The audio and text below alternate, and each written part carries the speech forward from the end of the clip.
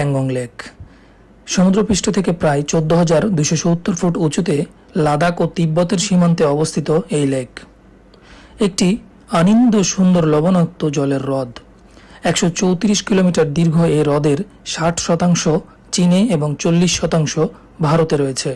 এটি মূলত 3 ইডিয়টস সিনেমার শেষ দৃশ্যের শুটিং স্পট হিসেবে বিশ্বজুড়ে তুমুল জনপ্রিয়তা লাভ করে এবং তখন থেকে এই প্যাংগং লেকটি খুবই বিখ্যাত হয়ে ওঠে পর্যটকদের কাছে। হ্রদটি নীল জলের রং সারাদিন পরিবর্তন হয় এবং শীতকালে এর পুরো পানি বরফে পরিণত হয়। লাদাখের লেহ শহর থেকে প্রায় 5 ঘন্টা দুর্গম পাহাড়ি পথ পাড়ি দিয়ে এখানে পৌঁছাতে হয়। সেখানে যাওয়ার জন্য পর্যটকদের ভারতীয় কর্তৃপক্ষের কাছ থেকে ইনার লাইন পারমিট সংগ্রহ করতে হয়।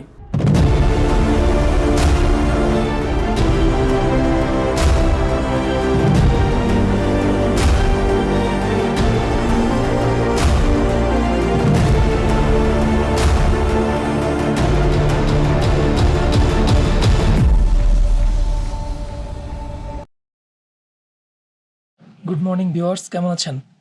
প্যাংগং লেকের নতুন পর্বে আপনাদেরকে স্বাগতম। আপনারা গতকালকে দেখেছেন আমরা লে থেকে কিভাবে প্যাংগং লেক পৌঁছেছি এবং প্যাংগং লেক কিছুটা দেখাতে পেরেছি, কারণ আমাদের আস্তে আস্তে বিকাল হয়ে গেছিলো, সেই জন্য দেখাতে পারিনি। তারপর আমরা সন্ধ্যা হয়ে যাই, রুমে রেস্ট করি। আর আজকে আমাদের প্যাংগং লেকে দ্বিতীয় দিন। আজকে আমরা সুন্দর করে সারাদিন প্যাংগং লেকটা ঘুরবো এবং আপনাদেরকে ঘুরে ঘুরে দেখাবো। এখন ঘড়িতে সময় সকাল 9:22, রাতে ঘুমাইছিলাম, এখন ঘুম থেকে উঠলাম, ফ্রেশ হলাম। এখন আমরা সকালের ব্রেকফাস্ট করব। আপনাদেরকে তো কালকে বলেছি যে আমাদের রুম ভাড়ার সাথে ব্রেকফাস্ট অ্যান্ড ডিনার ইনক্লুড। এই নিয়ে আমাদের ভাড়াও বলেছি, আমাদের ভাড়া হচ্ছে পার নাইট 1200 টাকা করে। তো এখন আমরা যে সকালে ব্রেকফাস্টটা করব এবং আমরা লেকের পাড়ে যাব। লেকের পাড়টা আপনাদেরকে সকালবেলায় কেমন থাকে লেক সেটা আপনাদেরকে দেখাবো। তো চলুন যাওয়া যাক। আগে নাস্তা করব, দেন যাব।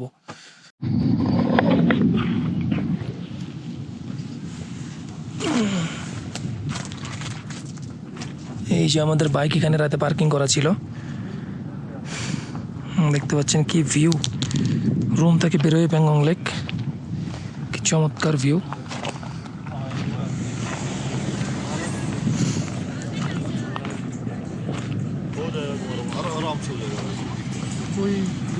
नीचे जाना है हमें।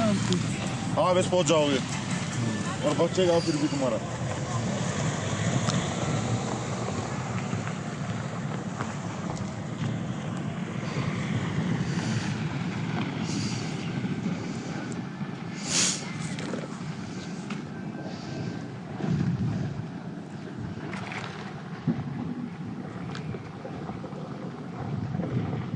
এখানকার ওয়েদার কত ভালো लेह থেকে। लेह का वेदर बहुत खराब है। वो जो हवाएं चलते हैं वहाँ पर एलर्जी है हवा में ये, लेकिन यहाँ पर हवाएं बहुत अच्छा है। फिर ये का खाना भी टेस्ट है, लेकिन लेह का खाना भी टेस्ट नहीं है और फिर वहाँ पर खाना भी नहीं मिल रहा था। यहाँ खाना अच्छा है। हाँ बहुत अच्छा है, ये का चाय बहुत मीठा है, बहुत अच्छा। जैसे भाई इसको शूट करके इसमें वॉइस पा दूंगा ऐड करके। हाँ হাই দাও, তোমার নাম বলো, নাম বলো। এই যে দেখতে পাচ্ছেন কি কিউট একটা বাচ্চা। আমরা যে টেন্টে আছি, টেন্টের যে মালিক তার ছেলে, এখানে তার বাবা মা মিলে এই যে রেস্টুরেন্টটা চালায় আর এই টেন্টগুলো দেখাশোনা করে। তো তাদের এখানে আছে বাচ্চাটা, দেখতে পাচ্ছেন কি সুন্দর কিউট। এই বাচ্চাটা এক সময় বড় হয়ে যাবে অনেক।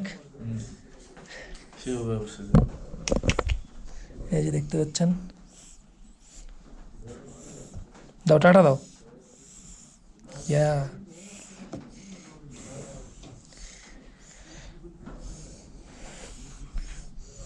আবারও আমরা সকালে নাস্তার জন্য এখানে বসে পড়েছি। সেই সামনে সুন্দর প্যাংগং লেক। এই যে আমাদের সকালের ব্রেকফাস্ট চলে এসেছে, ব্রেড অমলেট দেখতে পাচ্ছেন। এটা আমাদের রুম ভাড়ার সাথেই ইনক্লুড। আমরা এখন এটা খাবো।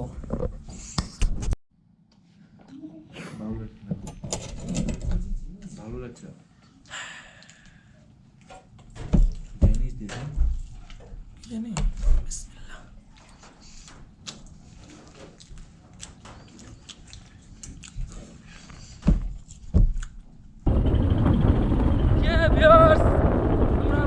দেখতে পাচ্ছেন পাথরের মধ্যে দিয়ে প্যাংগং লেকের পাড়ে যাচ্ছি।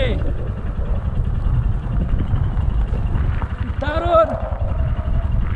কি হিমালয়ান বাইক দেখছেন, পাথরের মধ্যে দিয়ে কোনো রকম ব্যালেন্স হারাচ্ছে না।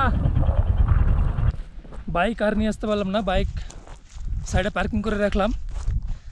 আর আমরা এখন যাচ্ছি ওই যে লেকের পাড়ে, কাছে থেকে লেকটা দেখব, আপনাদেরকে দেখাবো। সেখানকার পানি হাত দিয়ে নেড়ে দেখবো কেমন, খেয়ে দেখবো কেমন। মনে হচ্ছে দেখেন একদম মরুভূমির মধ্যে দিয়ে হাঁটছি। দারুণ দারুণ। এই যে ভিউয়ার্স দেখতে পাচ্ছেন পানির কাছে চলে এসেছে একদম।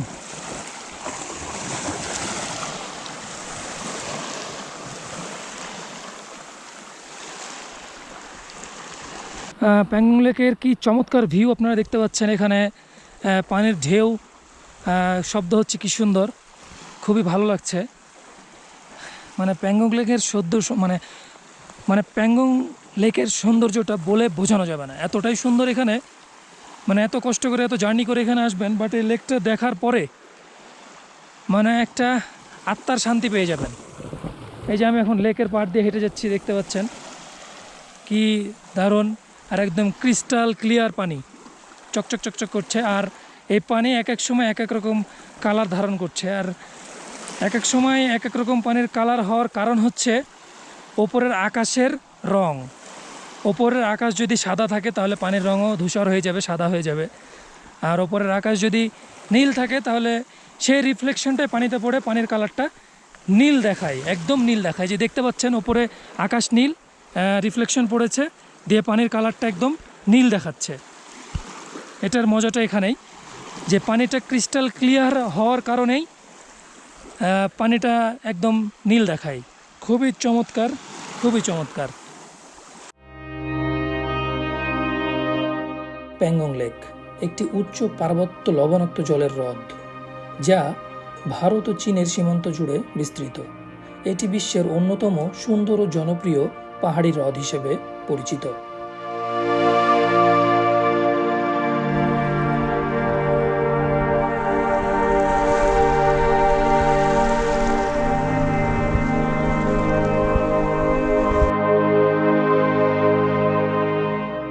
কিভাবে আসবেন এই প্যাংগং লেক?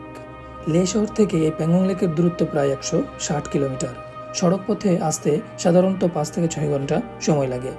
বিদেশি নাগরিকদের ক্ষেত্রে সাধারণত ইনার লাইন পারমিট করাতে হয়। সেই ইনার লাইন পারমিট আমরা কিভাবে করেছি আপনারা গত পর্বে দেখেছেন। আপনারা যারা গত পর্ব মিস করেছেন তাদের জন্য আমি উপরের আই বাটনে লিঙ্ক দিয়ে দিচ্ছি, চাইলে দেখে আসতে পারেন। আমরা কিভাবে পারমিট নিয়েছিলাম এই প্যাংগং লেকে আসার জন্য এবং পারমিট নিতে কি কি প্রয়োজন হয়েছিল সব কিছু ডিটেলস আমি গত পর্বে আলোচনা করেছি এবং আপনাদেরকে দেখিয়েছি। আপনারা চাইলে দেখে নিতে পারেন। লাদাখ ভ্রমণের সবচেয়ে জনপ্রিয় এবং দর্শনীয় স্থানগুলোর মধ্যে এই প্যাংগং লেক অন্যতম। আপনারা হয়তো ভাবছেন এই লাদাখ ভ্রমণ এবং প্যাংগং লেক ভ্রমণের সবচেয়ে সেরা সময় কোনটি। আমি বলবো লাদাখ ভ্রমণের সবথেকে সেরা সময় হচ্ছে মে থেকে সেপ্টেম্বর।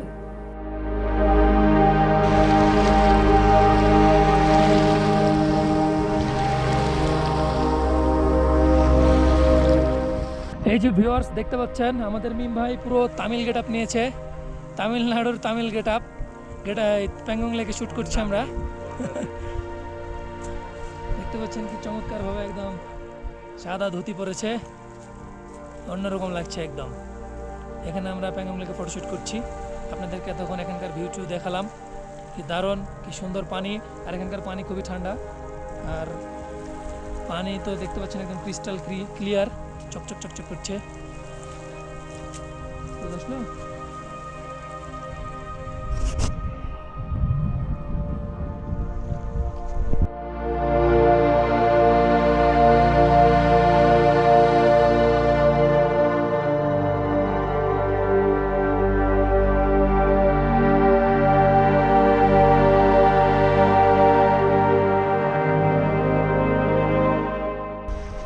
আমরা প্যাংগং লেকের পাড়ে ঘোরাঘুরি করছি, দেখতে পাচ্ছিলেন আমি তামিল স্টাইলে বেশ কিছু ছবি তুললাম। রনি আপনাদেরকে দেখালো। তো এইখানে ঘুরতে ঘুরতে সামনের দিকে এগোচ্ছিলাম, এগোতে যে এই যে কি দৃশ্য আমি দেখতে পেলাম সামনে, মানে এটা আসলে মেনে নেওয়ার মতো না। এত সুন্দর একটা পরিবেশ, এত সুন্দর একটা দৃশ্য, এটা দেখার জন্য আমরা কত শত শত কিলোমিটার পার করে এখানে এসেছি, কেননা এখানকার সৌন্দর্যের জন্য। কিন্তু মানুষের হিতাহিত জ্ঞানটা কোন জায়গায় দেখুন। এখানে কি বলে এটা, প্লাস্টিকের বোতল, তারপর হচ্ছে চিপসের প্যাকেট এভাবে ফেলে রেখে চলে গেছে। কি দরকার? এখানে এসে আপনারা খেয়েছেন, সুন্দর করে ব্যাগে করে নিয়ে ডাস্টবিনে ফেলে দিবেন, তাই না?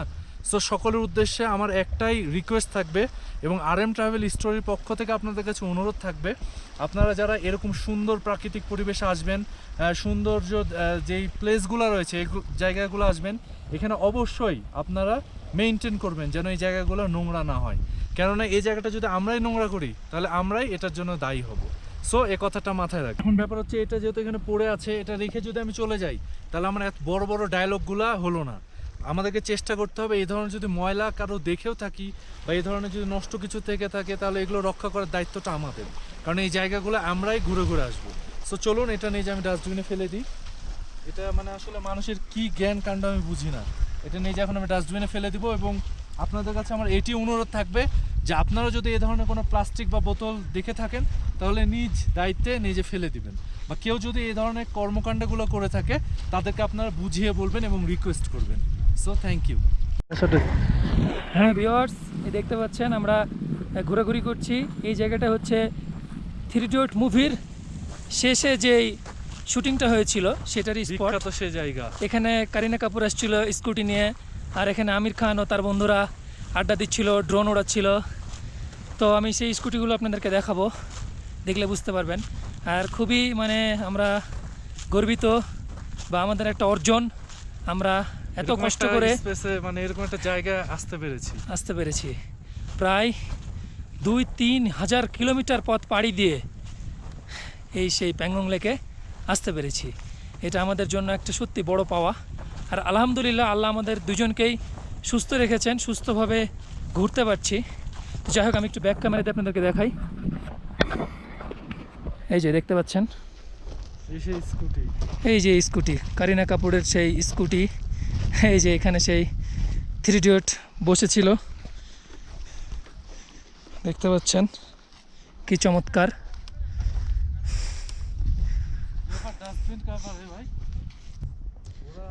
কি সুন্দর দেখতে পাচ্ছেন এখানে, এই যে এখানে বসেছিল। সে জায়গাগুলো দেখে যারা মুভিটা দেখেছেন তারা চিনতে পারছেন, মানে খুবই দারুণ একটা জায়গা, খুবই দারুণ।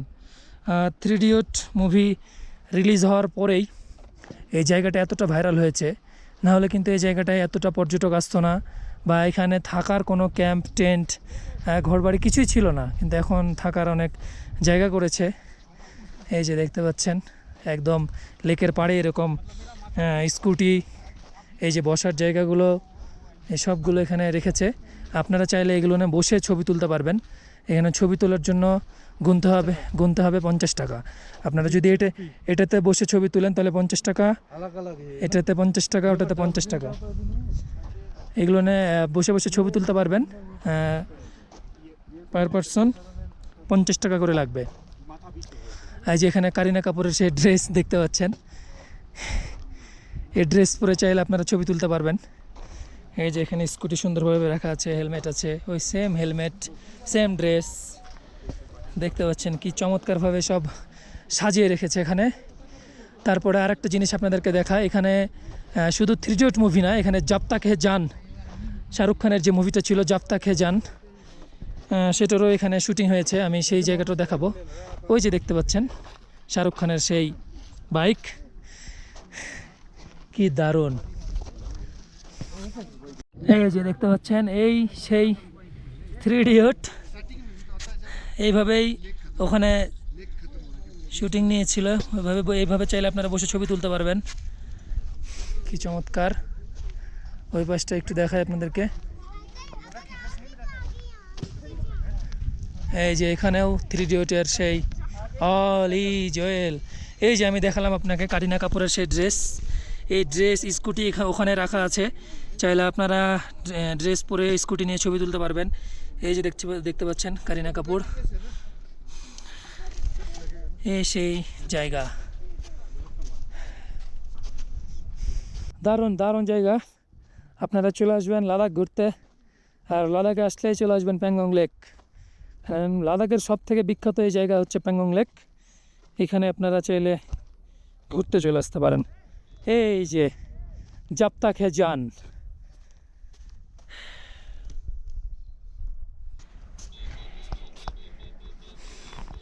এই সে বাইক, দেখেন বাইকটা চিনতে পারেন কিনা, খুবই চমৎকার।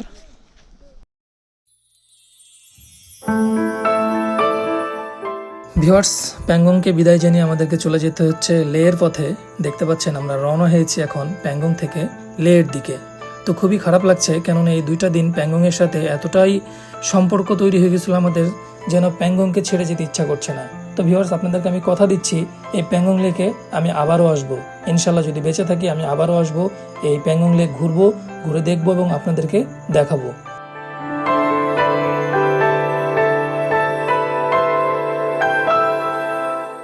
হ্যাঁ ভিউয়ার্স, এতক্ষণ আমাদের সাথে থাকার জন্য আপনাদেরকে অনেক অনেক বেশি ধন্যবাদ। আর যারা আমাদের লাদাখ ভ্রমণের সম্পূর্ণ সিরিজগুলো উপভোগ করেছেন তারা অবশ্যই কমেন্ট করে জানাবেন যে লাদাখ ভ্রমণ আপনাদেরকে কেমন লেগেছে, অবশ্যই কমেন্ট করে জানাবেন। আর এটাই আমাদের লাদাখ ভ্রমণের শেষ পর্ব, কিন্তু আমি ভিডিওটি চাইলে এখানে শেষ করে দিতে পারতাম, কেননা আমাদের প্যাংগং ঘোরাঘুরি গতকালকে শেষ হয়ে গেছে। আমি চাইলে ভিডিওটি এখানে শেষ করে দিতে পারতাম, কিন্তু আমি চাই আপনাদেরকে আরও বেশি তথ্য এবং ইনফরমেশন দিতে, সেই জন্য ভিডিওটি কন্টিনিউ করুন আপনারা, আমিও কন্টিনিউ করছি। আমাদের এখন ফেরার পালা। আমরা প্যাংগং থেকে রওনা দিয়েছি, আমরা যাচ্ছি লে, এবং লেতে যে আমরা 2 দিন থাকবো, তারপরে 2 দিন পরে আমাদের ফ্লাইট। লে থেকে আমরা চলে যাব শ্রীনগর। আমরা কিভাবে যাচ্ছি এবং ফ্লাইটে কত টাকা লাগছে এবং ফ্লাইটের এক্সপিরিয়েন্স আপনাদের সাথে শেয়ার করব। আর এখন যেতে যেতে পথের ভিউ হয়তো আপনাদেরকে বেশি দেখাবো না, কেননা গত পর্বগুলোতে আমরা যখন লে থেকে প্যাংগং এসেছিলাম তখন আপনারা সেই ভিউগুলো উপভোগ করেছেন এবং দেখেছেন। সেই জন্য একই রাস্তার ভিউ আমি বারবার দেখাতে চাচ্ছি না। যতটুকু না দেখালেই না, আমি ততটুকু আপনাদেরকে দেখানোর চেষ্টা করব। আপনারা সাথে থাকবেন এবং কন্টিনিউ করুন। লাদাখ ভ্রমণের আমাদের এই শেষ পর্বটি আপনারা যদি দেখেন তাহলে আশা করছি অনেক বেশি তথ্য পাবেন এবং আপনাদের ভ্রমণ খুবই সহজ হয়ে যাবে। আর আমাদের লাদাখ সিরিজের আমাদের প্রায় আগে 10টা পর্ব আপলোড করা আছে। আজকে এই ভিডিও দিয়ে মোট 11টি পর্ব আপলোড করা হয়েছে। আপনার 11টি পর্ব যদি প্রথম থেকে দেখে থাকেন তাহলে লাদাখ ভ্রমণ আপনাদের জন্য খুবই ইজি হয়ে যাবে। আর আমি আরেকটা পরিকল্পনা করেছি, যেটা আমাদের পুরো লাদাখ ভ্রমণ নিয়ে আমি জাস্ট একটা ভিডিও মেক করব আপনাদের জন্য। আমি চেষ্টা করব বানানোর। সেই ভিডিওতে হয়তো সেটা 15 থেকে 20 মিনিটের একটা ভিডিও হতে পারে। সেই ভিডিওতে আপনারা পুরো লাদাখের সম্পূর্ণ তথ্য এবং খরচ যাবতীয় যত ইনফরমেশন সব কিছুই থাকবে একটি ভিডিওতে। তো ভিউয়ার্স, আপনারা আমার চ্যানেলকে যদি এখন পর্যন্ত সাবস্ক্রাইব করে না থাকেন তাহলে অবশ্যই চ্যানেলটি সাবস্ক্রাইব করে দিবেন। আমি নিত্য নতুন ভিডিও আপলোড করার সাথে সাথে আপনার কাছে পৌঁছে যাবে, এবং লাদাখ ভ্রমণের যে নতুন একটা ভিডিও আমি আপলোড করব নেক্সটে, সেই ভিডিওটি আপনাদের কাছে চলে যাবে এবং সেটা অনেক বেশি ডিটেলস থাকবে সেই ভিডিওতে। সেই ভিডিওটা দেখলে আপনাদের জন্য লাদাখ ভ্রমণ আরও সহজ হয়ে যাবে। তো ভিউয়ার্স, ভিডিওটি কন্টিনিউ করুন। এই পর্বে থাকছে আমাদের লে থেকে শ্রীনগর যাওয়ার সম্পূর্ণ এক্সপিরিয়েন্স, এবং শ্রীনগর থেকে আমরা কীভাবে ব্যাক করছি বাংলাদেশে। যতটুকু পারি ভিউয়ার্স ততটুকু আপনাদেরকে দেখানোর চেষ্টা করব, সাথেই থাকুন।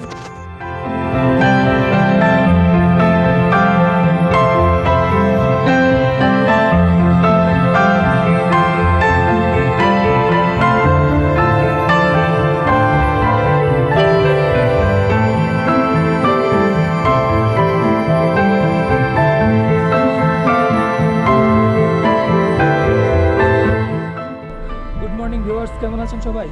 আশা করছি সবাই অনেক ভালো আছেন। আজকে 9 আগস্ট 2023। আজকে আমাদের লাদাখ ঘোরাঘুরি শেষ। আপনারা গত পর্বে দেখেছেন আমরা প্যাংগং লেক কীভাবে গেছি, কোথায় থেকেছি, কত টাকা লেগেছে, সম্পূর্ণ ভিডিও আপনারা দেখেছেন।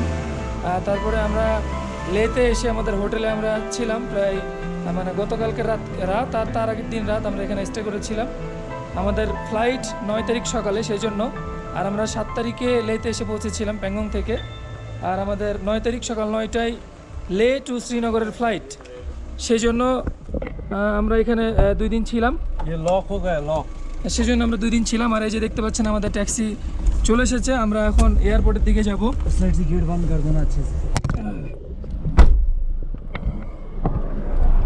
উঠে গেছি গাড়িতে। আমরা এখন সরাসরি চলে যাব লে এয়ারপোর্ট।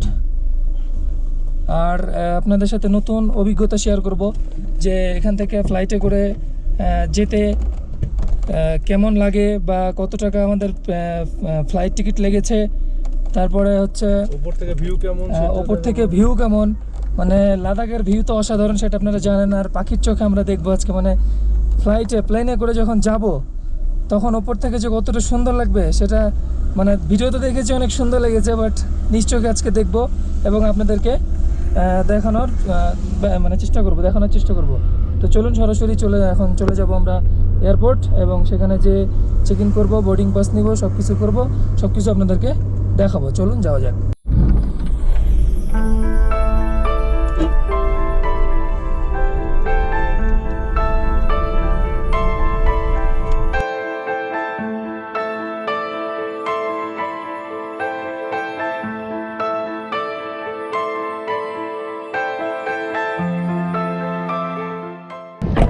এই যে আমরা চলে এসেছি এয়ারপোর্টে, দেখতে পাচ্ছেন অনেক সুন্দর এয়ারপোর্ট।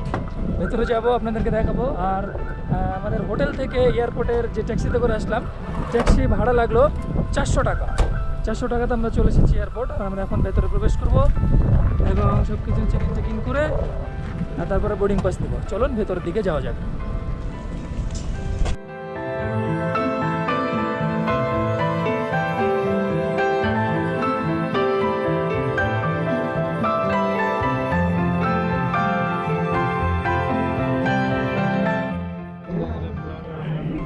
এই যে ভিউয়ার্স দেখতে পাচ্ছেন, আমরা বোর্ডিং পাস পেয়ে গেছি। অনেক রিকোয়েস্ট করলাম, জানালার পাশে সিট নাই সেজন্য পাইনি। যে 19D 90D।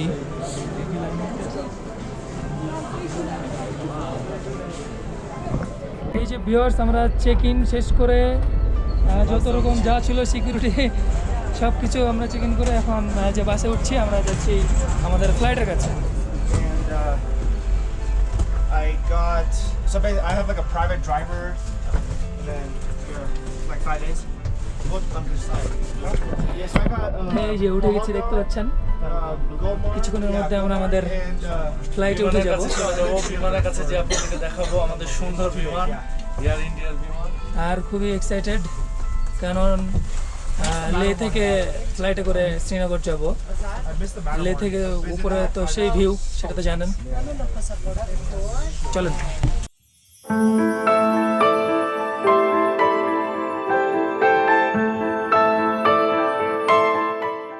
ভিউয়ার্স, ইতিমধ্যে দেখতে পাইলেন আমি ভিডিও করার কারণে আমাকে বারবার নিষেধ করা হচ্ছিল এবং ফোনে ফটো তুলছিলাম, সেজন্য নিষেধ করা হচ্ছিল। কেননা এই লে এয়ারপোর্টের ভিতরে ছবি তোলা এবং ভিডিও করা নিষেধ। বিমানবন্দরের রানওয়ে, সামরিক বিমান, রাডার, নিরাপত্তা ব্যবস্থা বা সেনা স্থাপনার ছবি প্রকাশ পেলে নিরাপত্তা ঝুঁকি তৈরি হতে পারে। লে বিমানবন্দর ভারতীয় সেনাবাহিনীও ব্যবহার করে, তাই অনেক এলাকায় ফটোগ্রাফি সম্পূর্ণ নিষিদ্ধ। বিমানবন্দর কর্তৃপক্ষ নিরাপত্তার স্বার্থে কিছু জায়গায় মোবাইল বা ক্যামেরা ব্যবহার করতে নিষেধ করেন। লাদাখ চীন ও পাকিস্তান সীমান্তের কাছাকাছি হয় এখানকার নিরাপত্তা ব্যবস্থা ভারতের অন্যান্য অনেক বিমানবন্দরের তুলনায় বেশি কঠোর। সুতরাং আপনারা যদি এই লেতে ভ্রমণ করেন, আপনারা চেষ্টা করবেন ছবি তোলা এবং ভিডিও করা থেকে বিরত থাকতে।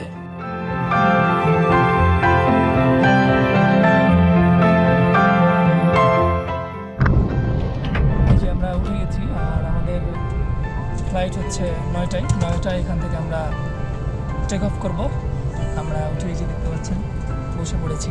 এই যে পাশে মিম ভাই। খুব দারুণ একটা এক্সপিরিয়েন্স হতে যাচ্ছে। এই যে বাইরের ভিউ দেখেন একটু, এটা হচ্ছে লে এয়ারপোর্ট। চারিপাশে শুধু পাহাড় আর পাহাড়, কি দারুণ। ওপর থেকে কতটা মজা লাগবে একটু ভাবেন। আমি চেষ্টা করবো আপনাদেরকে দেখানোর।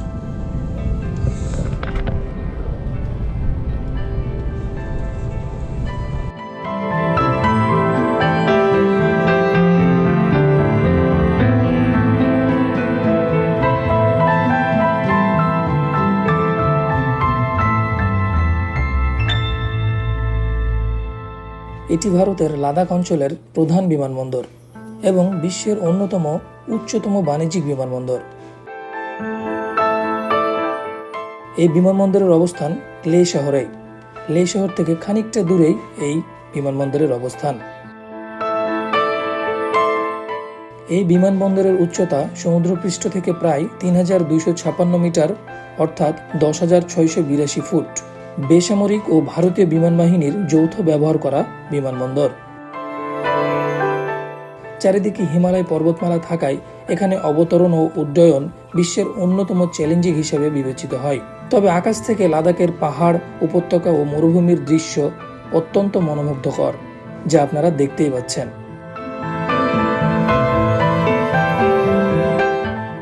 লেতে সাধারণত সরাসরি ফ্লাইট পরিচালিত হয়। দিল্লি থেকে, শ্রীনগর থেকে, জম্মু থেকে, মাঝে মাঝে অন্যান্য বড় শহর থেকেও মৌসুমি ফ্লাইট চালু হয়। আপনারা যদি ডিরেক্ট কলকাতা থেকে লাদাখ আসতে চান তাহলে ডিরেক্ট কোনো ফ্লাইট পাবেন না, আপনাদেরকে ট্রানজিট ফ্লাইট নিতে হবে। কলকাতা থেকে দিল্লি, হায়দ্রাবাদ, মুম্বাই অথবা অন্যান্য কোনো এয়ারপোর্টে ট্রানজিট নিয়ে তারপর আপনাদেরকে লেতে আসতে হবে। আর লের বিমান ভাড়া হচ্ছে বিভিন্ন সময় বিভিন্ন রকম হয়ে থাকে। আপনারা যে সময় ট্রাভেল করবেন বা ভ্রমণ করবেন সেই সময় চেক করে দেখে নেবেন, কেননা বিমানের ভাড়া ওঠানামা করতে থাকে। আপনি যদি 1 থেকে 1.5 মাস আগে বিমানের টিকিট কেটে রাখেন তাহলে অনেকটাই কম প্রাইসে পাবেন। কিন্তু আপনি যদি ইনস্ট্যান্ট কাটেন বা 5 থেকে 7 দিনের মধ্যে কাটেন তাহলে আপনাকে বেশি দাম দিয়ে টিকিট করতে হবে। লে থেকে শ্রীনগর ফ্লাইটে যাওয়ার কোনো পরিকল্পনাই আমাদের ছিল না। হঠাৎ করে আমাদের প্ল্যান হয় আমরা লে থেকে শ্রীনগর যাব ফ্লাইটে। এই জন্য আমাদের ইনস্ট্যান্ট টিকিট কাটতে হয়। 2 থেকে 4 দিন আগে আমরা টিকিটটা কেটেছিলাম, সেজন্য আমাদের টিকিট ভাড়া পড়েছিল 2 জনের 13,000 টাকা। এটা হচ্ছে বাংলাদেশি 13,000 টাকা, মানে পার পারসন 6,500 টাকা করে লেগেছে। এটা আপনি যদি আরো 1 মাস আগে কাটতেন তাহলে এটার ভাড়া পড়তো 4,500 থেকে 5,000 টাকার মধ্যে। তো আপনারা ভারতের যেখানেই ভ্রমণ করেন না কেন আপনারা চেষ্টা করবেন 1 থেকে 1.5 মাস আগে সবকিছুর টিকিট কেটে নেওয়া। সেটা বাই রোডে যদি যান ট্রেনে করে তাহলে ট্রেনের টিকিট কেটে নেবেন আগে, যদি ফ্লাইটে যেতে চান ফ্লাইটের টিকিট কেটে নেবেন আগে। তাহলে আপনারা খুব কম টাকায় ঘুরতে পারবেন এবং খুব কম টাকায় ফ্লাইটের টিকিটগুলো পেয়ে যাবেন। ভিউয়ার্স, আমরা চলে এসেছি শ্রীনগর এয়ারপোর্টে, দেখতে পাচ্ছেন। আর এখানেই একটা টিকিট কাউন্টার আছে, এখান থেকে বাসে করে আমরা চলে যাবো ডাল লেক। এখানে টিকিট প্রাইস নিল হচ্ছে 80 টাকা করে, পার পার্সন 80 টাকা করে, না পার পার্সন 80 টাকা করে লাগলো আমাদেরকে ডালগেটে নামাই দিবে বাসে করে। এখানে একটা টিকিট কাউন্টার আছে, এখানে বাসের টিকিট সেল করছে আর কি। আমরা মাত্র শ্রীনগর এয়ারপোর্টে এসে পৌঁছালাম, মাত্র 40 মিনিটে চলে এসেছি সেই লে থেকে, যেখানে আমরা 2 দিন জার্নি করে গেলাম। সেখান থেকে মাত্র 40 মিনিটে জার্নি করে চলে আসলাম শ্রীনগর, অর্থাৎ কাশ্মীরে। আমরা এখন এখান থেকে বের হয়ে সরাসরি বাসে করে চলে যাব ডাল লেক এবং সেখান থেকে আমরা হোটেলে যাব। চলুন যাওয়া যাক।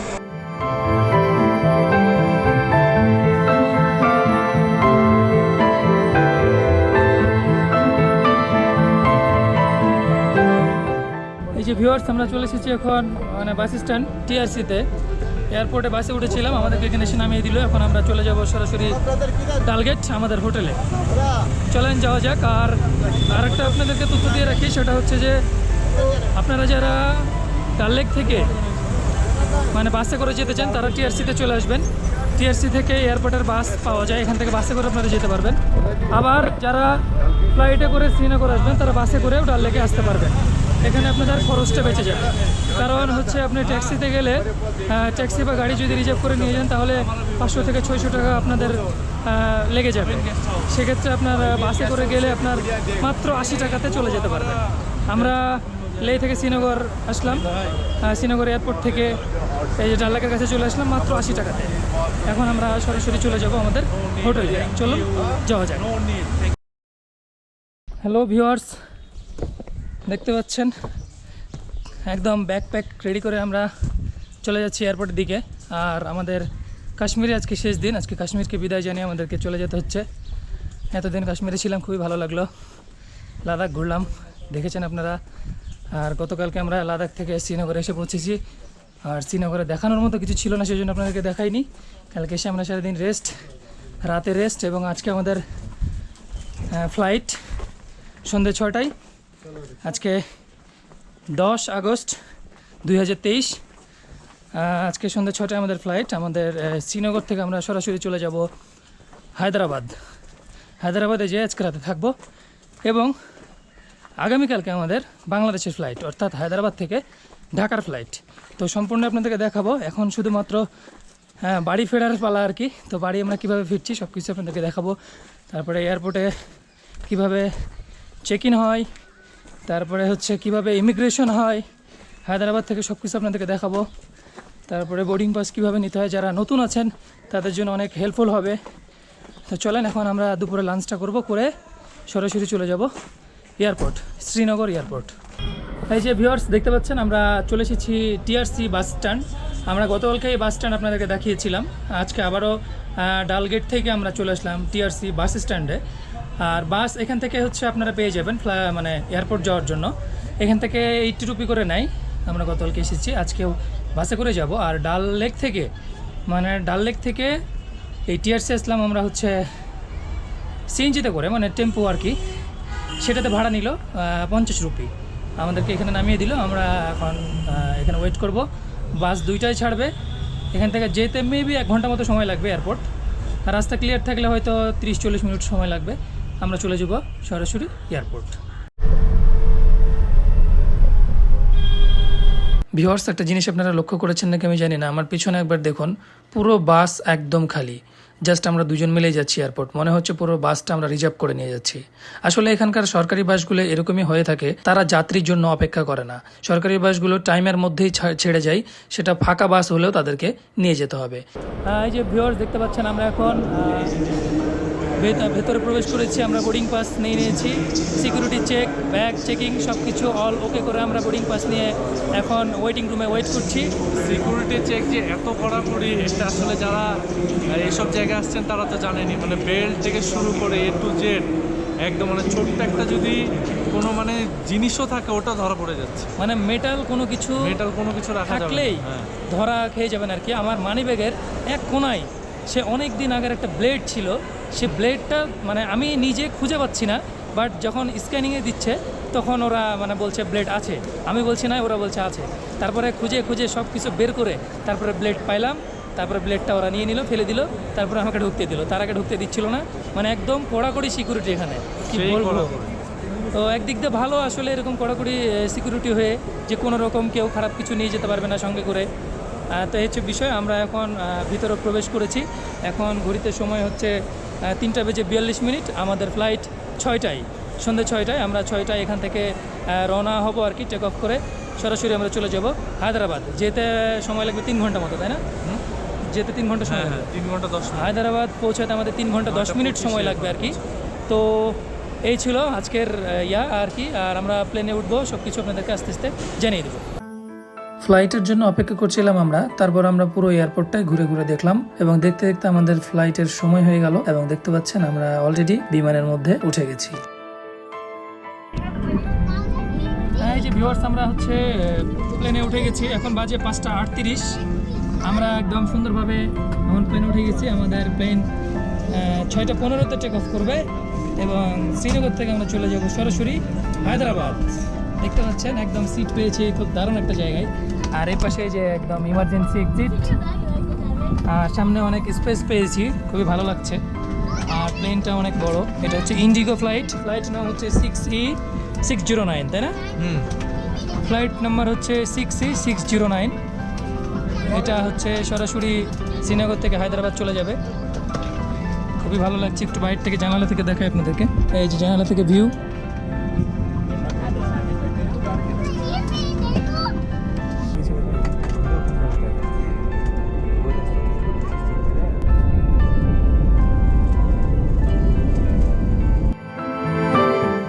শ্রীনগর বিমানবন্দর, আনুষ্ঠানিক নাম শেখ উল আলম ইন্টারন্যাশনাল এয়ারপোর্ট, ভারতের জম্মু ও কাশ্মীরের প্রধান বিমানবন্দর। শ্রীনগর শহরের কেন্দ্র থেকে প্রায় 12 থেকে 15 কিলোমিটার দূরে এই এয়ারপোর্ট অবস্থিত।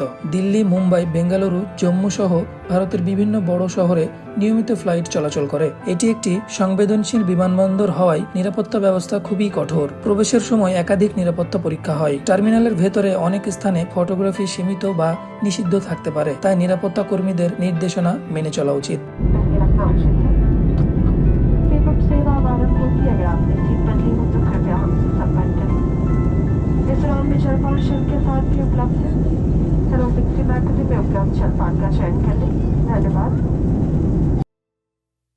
হ্যাঁ ভিউয়ার্স, শ্রীনগর থেকে আমরা টেক অফের পরেই খুব দারুণ দারুণ দৃশ্য উপভোগ করছিলাম ফ্লাইটের মধ্যে থেকেই।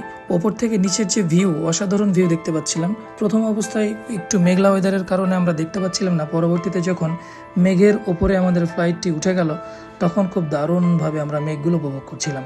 আপনারা যখন শীতকালে এই শ্রীনগরে ফ্লাইটে করে আসবেন তখন পুরো শ্রীনগর যে শহরটা আপনারা পুরো সাদা দেখতে পাবেন, কারণ পুরো বরফের চাদরে মোড়ানো থাকবে। তো ভিউয়ার্স, আমাদের চলতে চলতে প্রায় রাত হয়ে গেছে, দেখতে পাচ্ছেন চারিদিকে ঘুটঘুটে অন্ধকার। আর কিছুক্ষণের মধ্যে আমরা ল্যান্ড করব হায়দ্রাবাদ এয়ারপোর্টে। সঙ্গেই থাকুন ভিউয়ার্স, সাথেই থাকুন।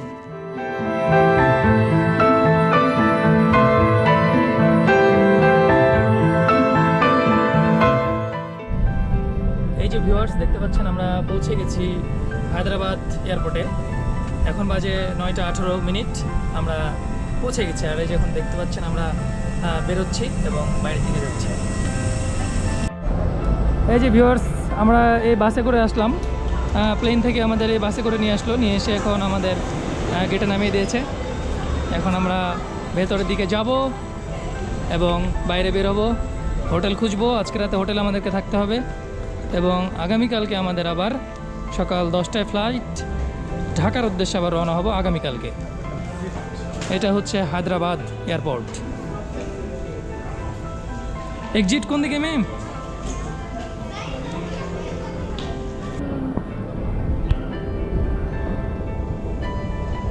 কি দারুণ ভেতরে একটু দেখেন আপনারা, কি চমৎকার ভিউ। এটাই হচ্ছে হায়দ্রাবাদ এয়ারপোর্ট, খুবই চমৎকার, একদম নিট অ্যান্ড ক্লিন। এদিক দিয়ে আসো, এদিক দিয়ে যায়, কি দারুণ। এই যে মিম ভাই আসছে, দেখেন।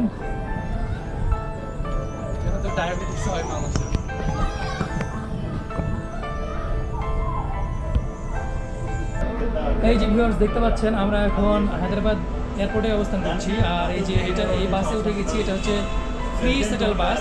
এই বাসগুলো ফ্রিতেই নিয়ে যায়। আর এখানে আমরা হোটেল খুঁজবো ভেবেছিলাম, বাট হোটেলের প্রয়োজন নাই। এয়ারপোর্টে কিছু লজ রয়েছে থাকার জন্য, আমরা সেখানে এখন যাচ্ছি।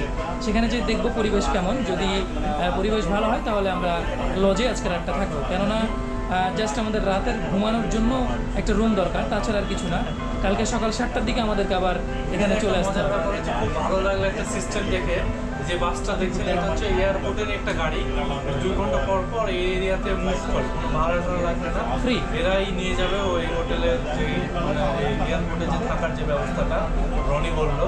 আমরা কিছুক্ষণ ওয়েট করলাম, চলে আসলো। বাসের নাম হচ্ছে ফ্রি শাটল, খুবই মজা লাগলো। ফ্রি শাটল বাস, সিস্টেমগুলো এত ভালো, ভ্রমণ না করলে আসলে বোঝা যায় না। রাতের খাবার শেষ করে আমরা ঘুমিয়ে পড়ি সেই এয়ারপোর্টের লজেই। আর লজে থাকতে আমাদের ভাড়া পড়েছিল জনপ্রতি 500 টাকা করে, আর দুজনে লেগেছিল 1000 টাকা। পরদিন আমাদের ফ্লাইট ছিল সকাল 10টায় হায়দ্রাবাদ থেকে ঢাকায়। তারপর আমরা ঢাকায় পৌঁছাই এবং ঢাকা থেকে আমরা ডোমেস্টিক ফ্লাইটে রাজশাহী চলে আসি। সেই ফ্লাইটের ভিডিওগুলো আপনাদেরকে ভিউয়ার্স দেখানো হলো না, আমি খুবই আন্তরিকভাবে দুঃখিত, কেননা সেই ভিডিওগুলো করা হয়নি। তো ভিউয়ার্স, এই ভিডিওটি এখানেই শেষ করছি। সবাই ভালো থাকবেন, সুস্থ থাকবেন, দেখা হচ্ছে নতুন কোনো ভিডিওতে। আল্লাহ হাফেজ।